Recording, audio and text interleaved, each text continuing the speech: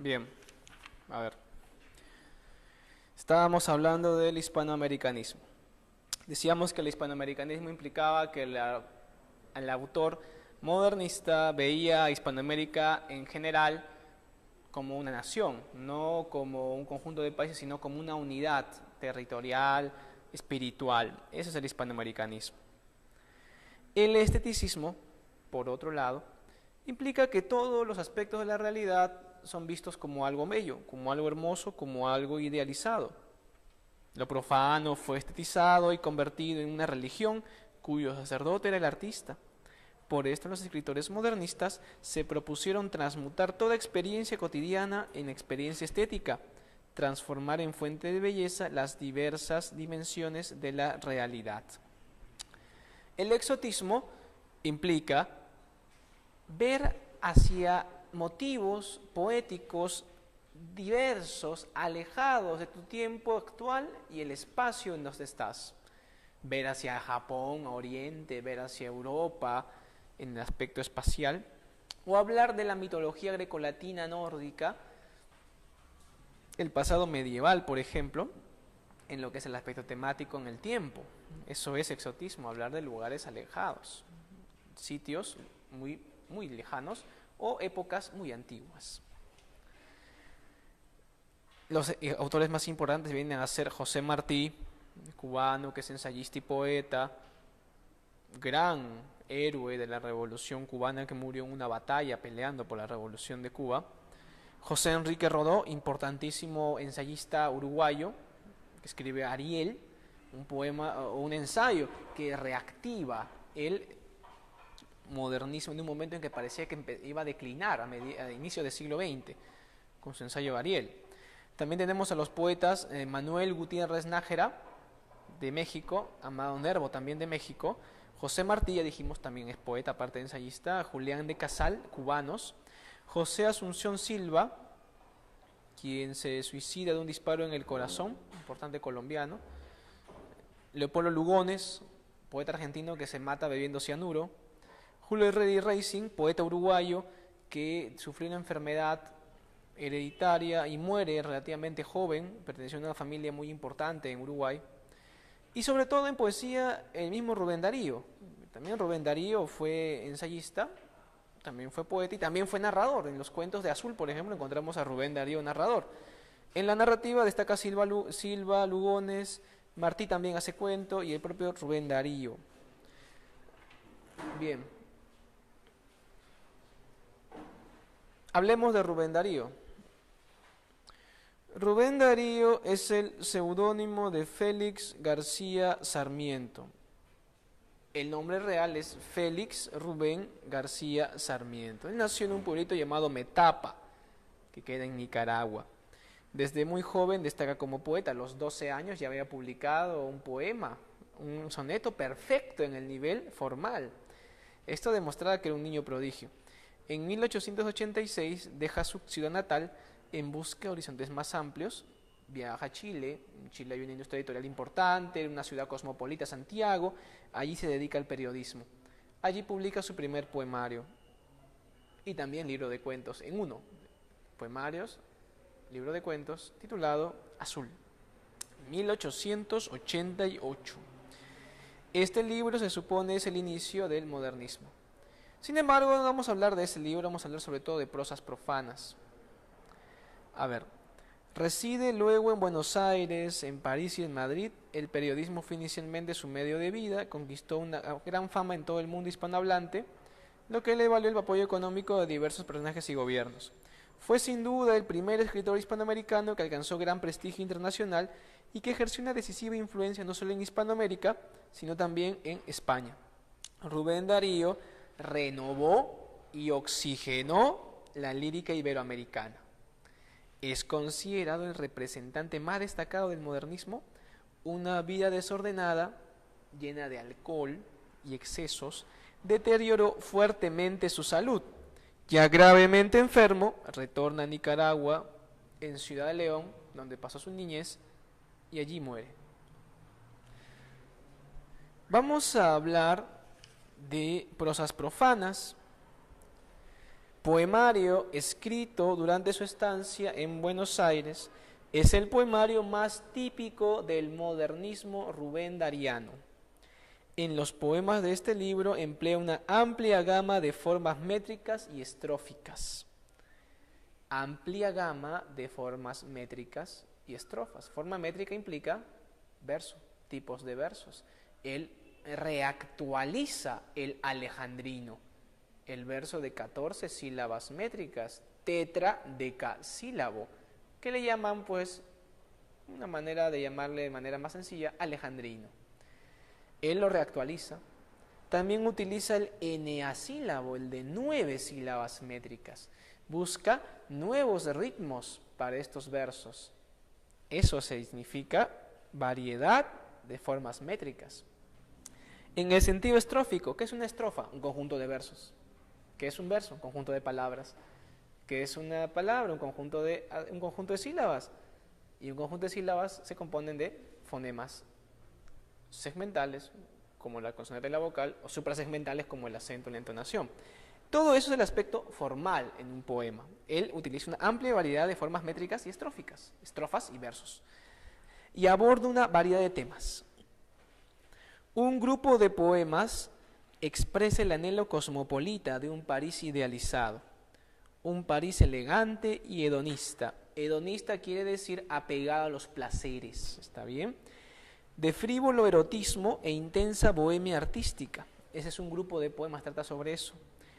Otro grupo evoca un mundo exótico de fantasiosas princesas, de mitos clásicos y de esculturales cisnes, símbolos de perfección estética.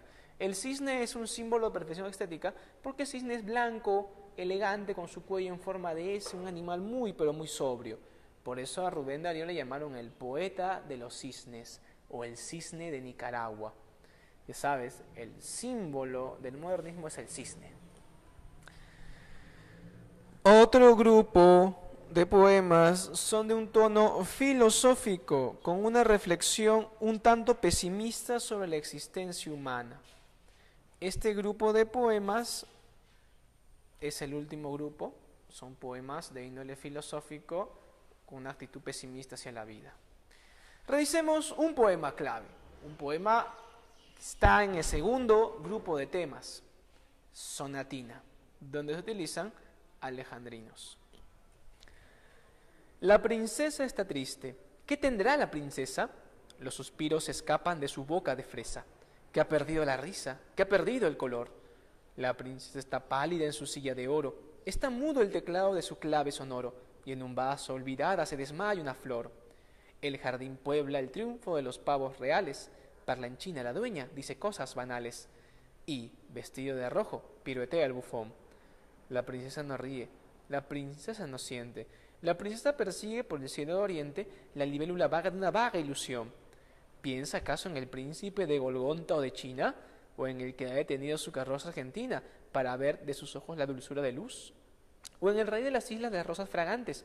¿O en el que es soberano de los claros diamantes? ¿O en el dueño orgulloso de las perlas de Hormuz? ¡Ay, la pobre princesa de la boca de rosa! Quiere ser golondrina, quiere ser mariposa, tener las alas ligeras, bajo el cielo volar, ir al sol por la escala luminosa de un rayo, saludar a los lirios con los versos de mayo, o perderse en el viento sobre el trueno del mar. Muy bien, estos versos son musicales, llenos de colorido, habla de China, de Golgonta, lugares exóticos, la princesa es un ser elegante, la rosa, los diamantes. Ponte a pensar, silla de oro, el piruetea el bufón vestido de rojo, los contrastes de los colores. Es una muestra de la poesía de Rubén Darío. Otro poemario es Cantos de Vida y Esperanza también, un poemario final. Se considera la decadencia de la poesía modernista, no porque sea mal poemario, sino porque es uno de los últimos grandes poemarios. Bien, alumnos, avanzamos por favor al tema que sigue, que es el regionalismo, el cual trataremos brevemente en esta ocasión.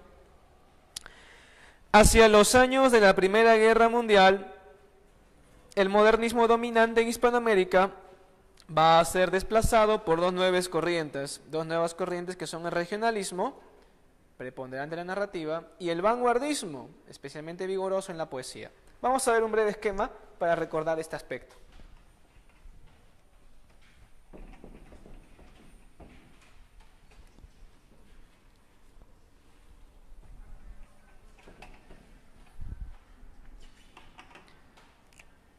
vamos a encontrar en las primeras décadas, más o menos con la Primera Guerra Mundial del siglo XX, dos movimientos. Ambos surgen de modo paralelo. Uno de ellos va a ser el vanguardismo, en lo que es la poesía. El otro va a ser el regionalismo, en lo que es la narrativa o épica, como hemos estado viendo en el curso, ¿verdad? En lo que es el regionalismo destacan varios autores, en el vanguardismo también, pero los autores eje que vamos a estudiar en las clases, y hoy día va a ser acá Rómulo Gallegos, que alguna vez fue presidente de Venezuela, y su obra Doña Bárbara, una novela de Rómulo Gallegos. En el vanguardismo vamos a encontrar al chileno Pablo Neruda, del cual hablaremos brevemente en la próxima clase. Aquí encontramos el poemario, 20 poemas. 20 poemas de amor y una canción desesperada. Ya ustedes escriben la canción desesperada, pero ya no me alcanza acá el espacio. Títulos largos y pomposos implican una personalidad que le gusta llamar mucho la atención. Ese es el gran Neruda, ¿está bien? Temporalmente, ¿de qué estamos hablando en este tiempo? A ver, más o menos, hasta lo que es casi a mediados, ¿no? Casi a mediados del siglo XX, década del 40, más o menos finalizando, ¿está bien? Ese esquema te va a ayudar a recordar los movimientos, autores y obras clave que vamos a estudiar ahora. Y hoy día vamos a comenzar estudiando el regionalismo. También se le llama regionalismo mundonovismo, criollismo, novela telúrica o novela de la tierra. Se interesa por la lucha del hombre con la naturaleza o por los problemas sociales del mundo rural. Es una búsqueda de lo nacional en lo rural provinciano. Este nacionalismo populista es un intento de las clases medias para obtener el poder que tienen los oligarcas por medio de los sistemas democráticos aún incipientes en nuestras sociedades. Buscan que lo popular, es decir, el ámbito popular, apoye sus intenciones políticas mediante el voto. ¿Cómo lo hacen? Exponen sus ideas de desarrollo en sus novelas. El regionalismo va de la ciudad al campo. Se interesa por llevar valores urbanos al campo, educación y progreso económico, sin destruir lo autóctono. Busca producir una representación verosímil de los ambientes sociales y los espacios naturales en que se desarrolla la acción. Intenta brindar una imagen fidedigna de la realidad, incluyendo en especial los modos de hablar característicos de los personajes populares. Esto no excluye que de manera secundaria se incorporen rasgos que no son realmente realistas, como por ejemplo la dimensión alegórica. ¿Qué es eso? Que los personajes representan ideas, eso es la dimensión alegórica. Sencillez técnica, todos los medios artísticos se subordinan al afán de verosimilitud y a los proyectos sociales que el escritor busca representar. Por esto se prefieren técnicas sencillas, accesibles a todo el público. El narrador regionalista, narrador es la voz que te cuenta la historia, no el autor de la obra. El autor crea una voz y a partir de esa voz se narra la historia. ¿Está bien? No confundas al personaje real con la voz narrativa. No confundas a Mario Vargas Llosa con la voz que cuenta La ciudad de los perros. El narrador regionalista es omnisciente, sabemos que es omnisciente, su lenguaje artístico es superior al lector promedio, pero cuando cede la palabra a los personajes, ellos hablan en su dialecto propio, de los llanos venezolanos, las pampas argentinas, las selvas colombianas. Destina su obra a un nuevo y creciente público urbano, de clase media emergente y de algunos sectores populares. Rómulo Gallegos, el autor principal, autor de Doña Bárbara. Doña Bárbara se basa en la historia de Santos Luzardo, un niño que va a viajar a Caracas por problemas en su familia, es un hacendado, su familia es exterminada. Ya cuando es un hombre, ya asimilado a la vida urbana, estudió Derecho, es abogado, vuelve al llano para vender su hacienda con una intención inicial, se enfrenta con doña Bárbara, que era la cacica de la región. Doña Bárbara es una mujer violenta, agresiva, que tiene que comprar a las autoridades.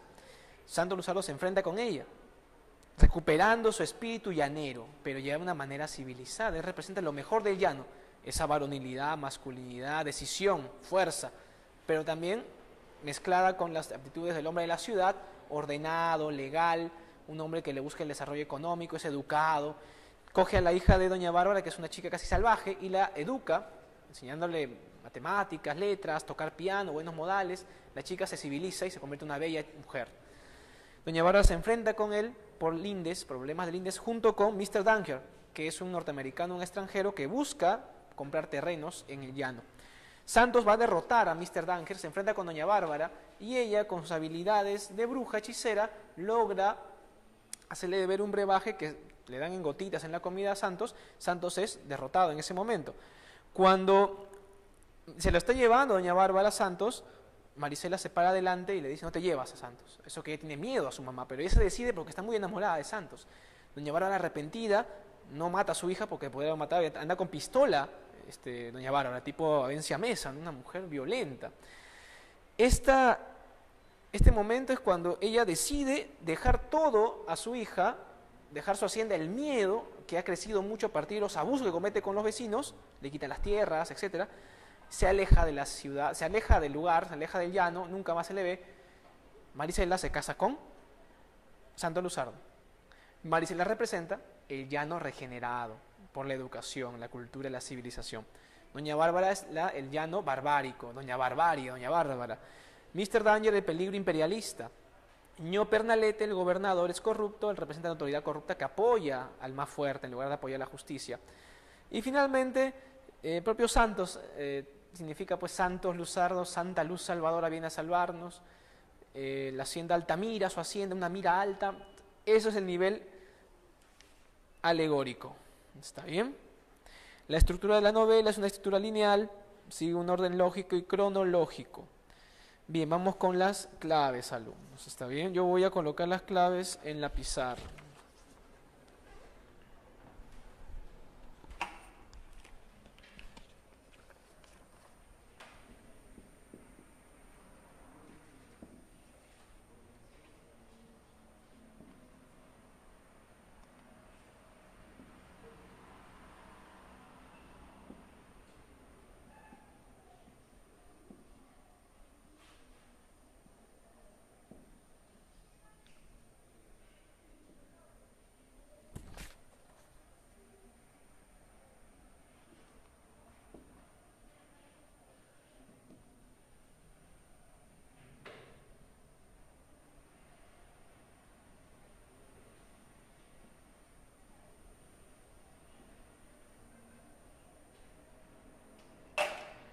Bien, eso es todo, alumnos. Será hasta otra y nueva oportunidad.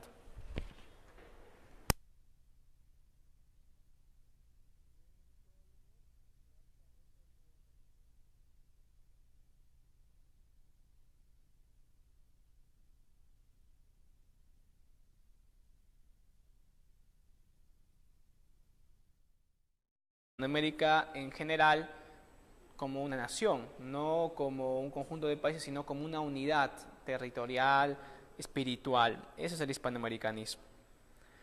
El esteticismo, por otro lado, implica que todos los aspectos de la realidad son vistos como algo bello, como algo hermoso, como algo idealizado.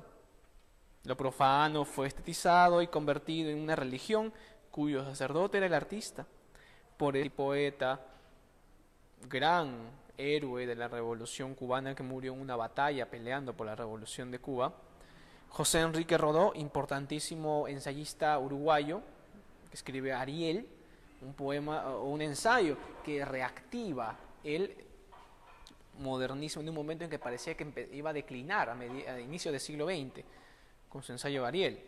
También tenemos a los poetas Manuel ver hacia Europa en el aspecto espacial, o hablar de la mitología grecolatina nórdica, el pasado medieval, por ejemplo, en lo que es el aspecto temático en el tiempo.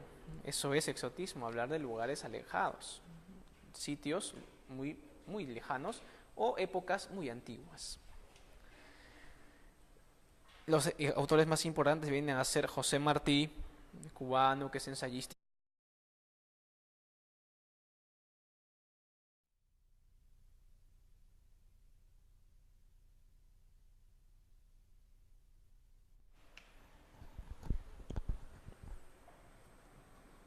Bien, a ver. Estábamos hablando del hispanoamericanismo. Decíamos que el hispanoamericanismo implicaba que el autor modernista veía hispanistas. Los escritores modernistas se propusieron transmutar toda experiencia cotidiana en experiencia estética, transformar en fuente de belleza las diversas dimensiones de la realidad. El exotismo implica ver hacia motivos poéticos diversos, alejados de tu tiempo actual y el espacio en donde estás. Ver hacia Japón, Oriente,